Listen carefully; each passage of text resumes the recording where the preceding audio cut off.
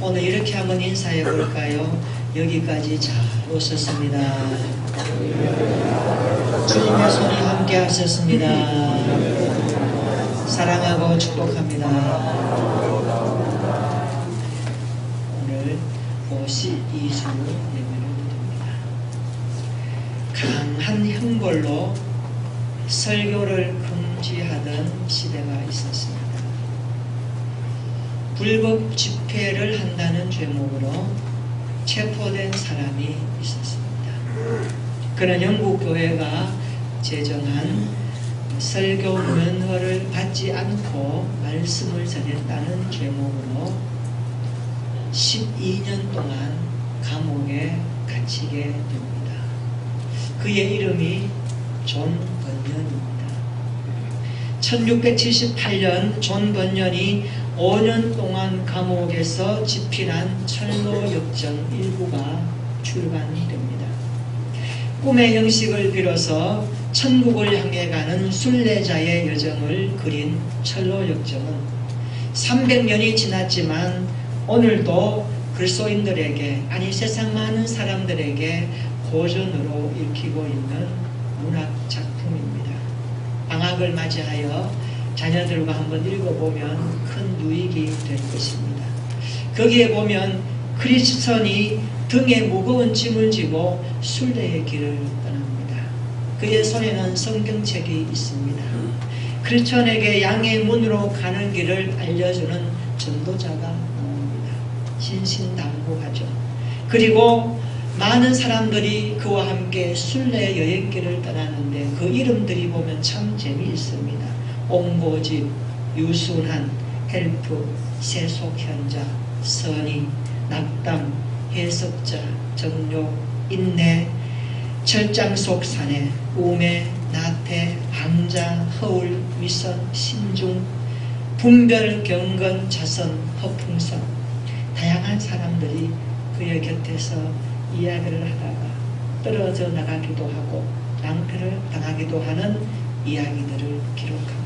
그러다가 크리스천이 신실이라는 사람과 동행하게 됩니다. 이제 시간이 지나서 허망시장에 도착했습니다. 허망시장은 역사와 전통을 자랑하는 시장입니다.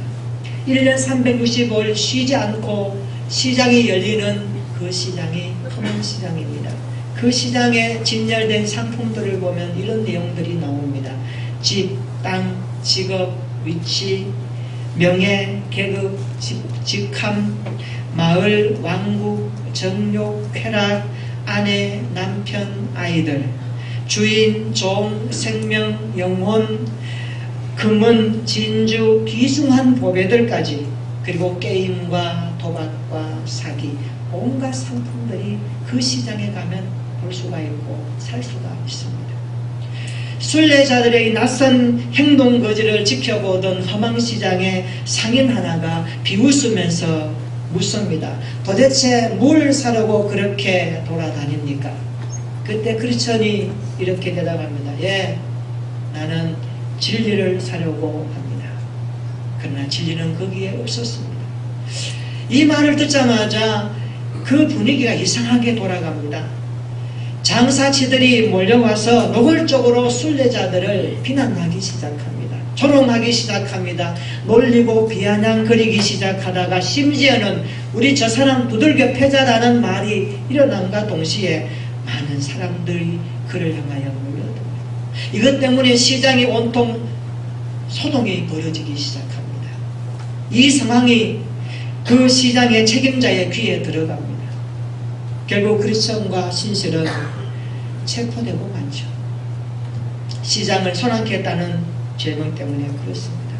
정해진 날이 되자 그들은 감옥에 나와서 재판을 받기 시작합니다. 혐슨 대감이 재판장이었습니다. 시기심, 미싱, 증오라는 사람이 증인으로 나타납니다. 신실이 열심히 변호했지만 12명의 배심원들은 혐선 재판장의 말을 듣고 이제 설명을 다 듣고 이제 협의에 들어갔습니다. 그 12명의 이름은 이런 것들입니다. 맹목, 무용, 악의, 도색, 허송, 성급, 자만, 증오, 거짓말쟁이, 잔인, 흑암, 왕고. 12명의 배심원들은 만장일치로 유죄. 신실은 사형 언도를 받고 끌려나갑니다. 참혹하게 죽음을 맞이합니다. 함께했던 그리스도는 가슴이 미어지죠. 한편 그리스도는 지팽이 미뤄지는 바람에 감옥에 다시 들어갑니다. 그런데 하나님의 은혜로 그가 다시 무리들의 마수에서 벗어나게 되죠. 그리고 허망시장을 탈출해서 순례길을 가게 됩니다. 그때 한 남자가 그에게 나타납니다. 그는 소망이라는 사람이었습니다. 소망은 말합니다. 내가 당신과 약속하고 우리 형제 언약을 맺은 뒤에 끝까지 동행하겠습니다. 그 약속을 하고 순례길을 걸어가는 장면입니다. 후반부 이야기는 너무 많기 때문에 생략합니다. 여기까지 생각해 봅시다. 여러분, 지금까지 살아오면서 누구와 동행하셨습니까? 여러분은 누구와 함께 걸어오셨습니까? 가족과 함께 걸어왔고 친구와 함께 걸어왔습니다. 우리는 교회와 함께 걸어왔습니다. 요한복음 8장 29절에 예수님이 말씀하십니다. 내 아버지는 나를 혼자 두지 아니하고 나와 함께 했다라고 말합니다. 임마누엘 오신 예수님은 2018년도 365일 항상 우리와 함께 하신 주님이십니다. 여러분, 사실 함께 한다는 그 자체가 은혜 아닙니까? 하나님이 우리와 함께하는 그 자체가 은혜 아닙니까? 다른 데서 은혜를 찾을 수가 없는 것입니다. 주님이 함께하심이 은혜인 줄로 믿으시기를 축원합니다. 주님 없는 우리의 삶은 정말 비참하지 않습니까? 주님이 나와 함께하시는 그 자체가 행복이요 축복이요 우리의 삶의 모든 것입니다. 한 해를 돌아보면 여러분 종이를 펴서 연필을 가지고 한번 적어보십시오. 좋은 의미가 될 것입니다. 올 한 해가 가기 전에 그게 10가지만 하나님 앞에 좋은 것들 한번 적어보십시오. 그 중에 제일 첫 번째 내용이 어떤 것이 기록될 것 같습니까? 아마 그것은 여러분의 인생에 큰 의미가 있는 내용일 것입니다. 오늘 시편 기자는 하나님으로부터 받은 축복이 너무나 많기 때문에 셀 수 없이 많기 때문에 오늘 시편 116편 1절로 8절에 그 축복의 목록을 이렇게 소개하고 있습니다. 1절을 보십시오. 여호와께서 내 음성과 내 간구를 들으셨다라고 말합니다. 무슨 말씀입니까? 하나님이 응답의 축복을 주셨다라고 말합니다. 2절에 보십시오. 그의 귀를 내게 기울이셨다. 그의 귀를. 여러분, 사람이 귀를 기울이고 듣는다는 것은 뭘 의미합니까? 당신에게 관심이 있고 세심한 것까지 듣고 내가 반응하겠다라는 약속 아닙니까? 하나님이 오늘 이 시인에게 세심한 응답까지 해주셨다라는 것을 그는 바라고 있습니다. 3절과 4절에 보십시오. 그가 사망에 있을 때에, 수월에 빠져 있을 때에, 고통과 환난과 슬픔을 만났을 때에 내 영혼을 건지시는 이가 하나님이었다라고 그는 고백합니다. 그는 지옥의 고통에서 벗어남을 경험했습니다. 이것이 축복 아닙니까? 이것이 은혜 아닙니까? 6절에 보십시오. 내가 어려울 때에 나를 구원하신 이가 여호와이라고 그는 말하고 있습니다. 8절에도 보면 주께서 내 영혼을 사망에서 내 눈을 눈물에서 내 발을 넘어짐에서 건져주셨다라고 고백하고 있습니다. 이처럼 하나님은 수많은 놀라운 축복들을 시인에게 허락해 주셨습니다. 그래서 이 시인은 곰곰이 생각해 보니까 다음과 같이 질문할 수밖에 없었습니다. 따라서 합시다. 내게 주신 모든 은혜를 무엇으로 보답할까? 예수 믿는 우리가 가장 많이 하는 단어, 가장 많이 사용하는 말, 그 중에 첫 번째를 꼽으라면 무엇일까요? 그것은 하나님의 은혜입니다. 우리가 말하고 또 말하고 해도 부족하지 않는 것, 그것은 하나님의 은혜입니다. 예수 믿는 그리스도인들이 가장 좋아하고 즐거워하는 단어도 은혜입니다. 은혜입니다. grace. 하나님의 은혜가 내 인생에 얼마나 놀라운 것인지 믿음의 사람들만이 고백할 수 있는 단어가 은혜입니다. 세상에는 은혜에 대한 세 분류의 사람들이 있습니다. 첫째는 하나님이 주시는 은혜를 알고 누리고 즐기는 사람이 있습니다. 두 번째는 은혜를 모르고 살아가는 사람이 있습니다. 세 번째는 은혜를 의도적으로 거부하고 살아가는 사람이 있습니다. 우리는 어떤 분류의 사람들입니까? 하나님의 은혜를 알고 깨닫고 누리며 살아가는 이가 우리 모두인 줄로 믿습니다. 은혜가 무엇입니까? 은혜는 하나님께서 우리에게 베풀어 주시는 혜택. 이렇게 저는 설명하고 싶습니다. 혜택. 하나님이 우리에게 베풀어 주시는 혜택. 올 한 해 돌아봅시다. 얼마나 많았습니까? 지금까지 저와 여러분들에게 베풀어 주신 그 혜택이 얼마나 많았습니까? 지금까지 우리의 생활을 돌아보면 가정에서, 일터에서, 사업장에서, 직장에서, 학교에서 만나는 사람들 가운데서 숨쉬는 순간순간마다 우리에게 베풀어 주신 하나님의 은혜 그 혜택이 얼마나 많은지 오늘 예배 가운데 다시 한번 깊이 생각할 수 있는 영적인 사고방식이기를 축원합니다. 하나님이 우리에게 베풀어 주신 그 손길 얼마나 많은지 셀 수 없지 않습니까? 그러므로 가장 아름다운 사람은 하나님의 은혜를 아는 사람입니다.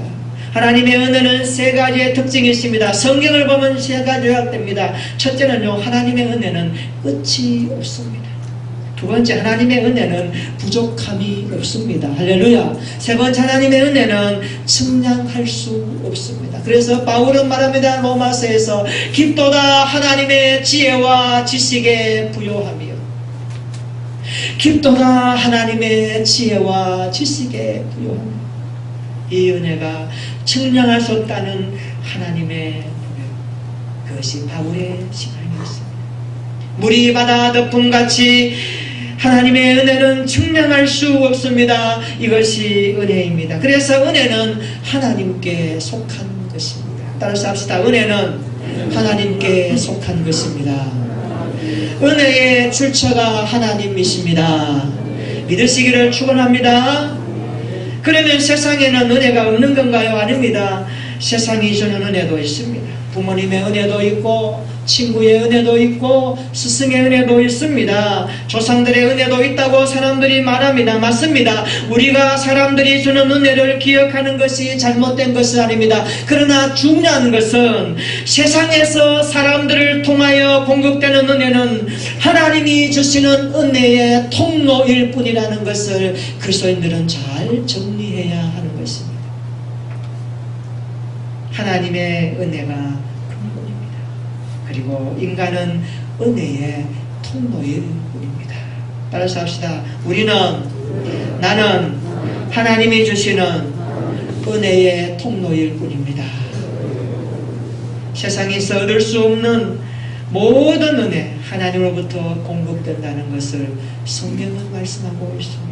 우리가 아무리 수고하고 노력한다 할지라도 하나님의 공급하시는 은혜가 없으면 아무것도 아닙니다. 그래서 시편 127편 1절에 시인은 이렇게 고백합니다. 여호와께서 집을 세우지 아니하시면 세우는 자의 수고가 헛되며 여호와께서 성을 지키지 아니하시면 파수꾼의 깨어있음이 헛되도다.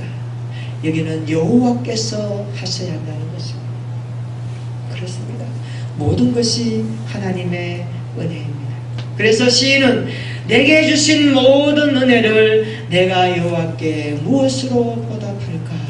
그렇게 고백합니다. 따라서 합시다. 무엇으로 보답할까? 여기 보답할까 이 말은요, 갚는다라는 의미가 가운데 있습니다. 갚는다라는 의미입니다.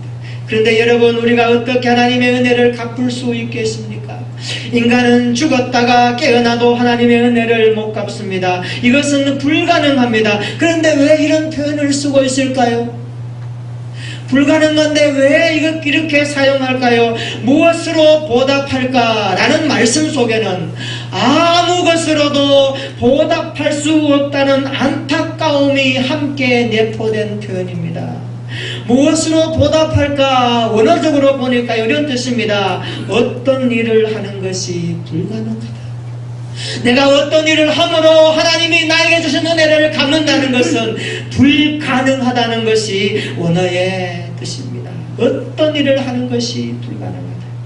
하나님의 은혜가 너무 크고 그 은혜가 너무 많고 끝이 없기 때문에 보답하는 것 자체가 불가능하다는 고백입니다. 그래서 시인은 무엇으로 보답할까라는 심정으로 안타까워하고 있습니다. 내가 어떻게 보답하지? 내가 무엇으로 보답하지? 내가 받은 은혜가 너무 크기 때문에 내가 어떻게 보답하지? 이 안타까운 심정을 가지고 하나님 앞에 나가는 것입니다. 이것은 단지 은혜 받은 시인의 모습일 뿐이고 반응일 뿐이고, 예수님 믿고 나서 우리는 너무 큰 은혜를 받았습니다. 주님으로 인하여 너무 많은 은혜를 누리고 있습니다. 주님이 피로 가죽을 사신 이 교회라고 하는 이 교회 이름을 통하여 우리는 얼마나 많은 것들을 누리고 있는지 모릅니다. 예수님 때문에 나는 끝없는 은혜를 지금도 받고 있습니다. 할렐루야. 믿어지십니까? 고백하십시오. 그리고 시인하십시오. 이런 반응이 있기를 주님의 이름으로 축원합니다. 하나님께서 내게 주신 모든 은혜에 시인은 오늘 무엇으로 보답할까? 이 질문을 던지니까 답이 없는 거예요. 어떻게 할까요? 그가 두 가지로 반응합니다. 첫째로, 하나님, 내가 평생 동안 구원의 자리를 떠나지 않겠습니다. 그 고백을 하고 있습니다. 우리 13절 한번 읽어볼까요? 13절입니다. 시작. 내가 구원의 잔을 들고 여호와의 이름을 부르며. 아멘. 시인은 구원의 잔을 들고 그랬습니다. 구원의 잔을 든다는 말은 내가 구원의 백성답게 살겠다는 결심입니다. 구원의 잔을 떠나지 않겠다라는 그런 말입니다. 날마다 구원의 자리를 떠나지 않는 우리 모든 그리스도인들 되기를 축원합니다. 나에게 힘든 일이 있어도, 참기 어려운 어려움이 있어도 구원의 자리를 떠나지 않는 신앙생활 되기를 축원합니다. 오히려 하나님을 찬송하는 여러분이 되기를 축원합니다. 주여, 내가 구원의 잔을 높이 들고 여호와를 찬양하겠습니다. 이 고백과 이 삶이 은혜에 반응하는 성도의 모습입니다. 여러분, 평생 동안 하나님이 주신 구원의 잔을 높이 들고 여러분의 자리가 구원의 자리를 지켜가는 은혜의 자리가 되기를 축원합니다. 두 번째로, 감사의 삶을 살겠습니다. 그렇게 노래합니다. 13절에 구원의 잔을 17절에는 감사로 바꾸고 있습니다. 감사제라는 단어로 바꾸고 있습니다. 이 감사제는 구약시대에 하나님께 드려졌던 전제를 가리킵니다. 전제는 희생양을 제단 위에 올려놓고 불로 태우기 전에 그 희생 제물 위에다가 포도주를 부어서 드리는 제사가 전제입니다. 하나님의 은혜가 너무나 크기 때문에 시인은 이렇게 고백하는 것입니다. 여러분, 우리가 드리는 기도, 우리가 하나님께 드리는 봉사, 우리가 하나님께 드리는 헌신, 순종, 이 모든 것이 하나님의 뜻을 이루는 신앙생활 되기를 축원합니다. 이 모든 것이 감사의 제물이 되기를 축복합니다. 여러분의 시간도, 여러분의 열정도, 여러분의 에너지도, 여러분이 갖고 있는 모든 것들을 하나님 앞에 드리는 감사의 제물, 전제가 되기를 축원합니다. 온전히 부어드리는 희생의 제사가 되기를 축원합니다. 이것이 은혜에 보답하는 삶의 반응 아닐까요? 우리 모두가 이런 모습으로 하나님 앞에 나아가는 2018년도를 마무리하면서, 그리고 새해를 준비하는 오늘의 자리가 되기를 진심으로 축복합니다. 나폴레옹이 육군사관학교 다닐 때 있었던 일입니다. 어느 날 교문 앞에서 사과장수 아주머니를 보았습니다. 그 사과를 팔고 있는 아주머니를 보니까 얼마나 사과가 먹고 싶던지 나폴레옹이 침을 삼키면서 사과장수 아주머니에게 갔습니다. 용기를 내었습니다. 아주머니, 돈이 없는데 사과가 먹고 싶었어. 더듬거리면서 말하는 그 젊은 청년을 바라보던 아주머니가 사과를 몇 개 골라서 포장지에 담아서 냅다 건네줍니다. 젊은 청년, 이 사과 맛있게 먹게나. 그리고 나중에 크면 갚게나 그 한마디 해주고 줍니다. 나폴레옹은 그 사과를 받아서 얼마나 맛있게 먹었는지. 그가 나이를 먹었습니다. 장군이 되었습니다. 어느 날 교동을 거니다가 문득 젊은 시절에 그 앞에서 사과 장수 아주머니를 보았고 사과를 먹었던 기억이 새삼 떠올려집니다. 그래서 수소문하여 사과 장수 아주머니를 찾아갔습니다. 찾아갔더니만 세월이 흘렀는지라 아주머니는 할머니가 되고 있었습니다. 만나서 말합니다. 아주머니, 할머니, 저예요. 절 아시겠습니까? 옛날 저에게 사과를 주셨죠. 제가 할머니가 주었던 그 사과를 먹고 얼마나 맛있었는지 기억이 나서 은혜를 갚고자 100프랑, 그 당시 100프랑은 요즘은 한 11만 3천 원 되더라고요. 큰 돈이에요. 큰 돈을 준비해서 주려고 왔습니다 하면서 그 돈을 그 할머니에게 건네주려고 하니까 할머니의 안색이 갑자기 달라졌습니다.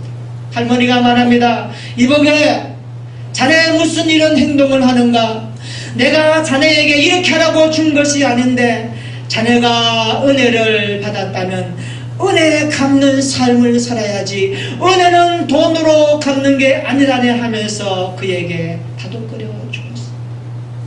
그 이후로 나폴레옹은 그 할머니의 말 한마디에 인생을 은혜 갚는 자의 삶을 살기로 결단합니다. 그의 인생의 리더십은 그런 영향력과 함께 주어졌던 예화입니다. 사랑하는 성도 여러분, 하나님의 은혜는 그 무엇으로 갚을 길이 없습니다. 내게 주신 모든 은혜를 무엇으로 보답할까? 아무것으로도 보답할 수 없습니다. 그래서 시인은 안타까운 마음으로 내가 무엇으로 보답할까? 그래서 그런 그 은혜를 가슴에 묻습니다. 내가 구원의 자리를 떠나지 말아야지. 내가 감사의 제사를 드리며 전제의 삶을 살아야지. 주의 영광을 위하여, 주님의 이름을 위하여, 교회를 위하여, 이웃을 위하여, 복음을 위하여 축복의 통로로 살아야지. 올 한 해 어떻게 살아오셨습니까? 하나님이 주신 은혜가 너무나 크고 많은 것은 알지만 우리가 그 은혜에 보답하는 삶을 살았는지는 참으로 너무너무 미약하지 않습니까? 그래도 괜찮습니다. 오늘 말씀을 마음에 새기고 다시 한번 남아있는 이날들을 준비하면서 새해를 맞이하십시다. 그래서 우리 모두가 매일 구원의 자리를 지켜갈 뿐만 아니라 날마다 감사의 삶을 살아가면서 매일 그 은혜에 살아가는 믿음의 생활을 한다면 하나님이 영광을 받으실 줄로 믿습니다. 이 믿음 가지고 우리의 남은 날들이 무엇으로 보답할까? 이 은혜를 가슴에 깊이 묵상하며 구원의 자리를 지키고 감사의 삶을 살아가며 하나님 앞에 기쁨의 성도로 살아가는 우리 모든 성도들 되기를 예수님의 이름으로 축원합니다. 아멘. 우리 한번 기도하십시다.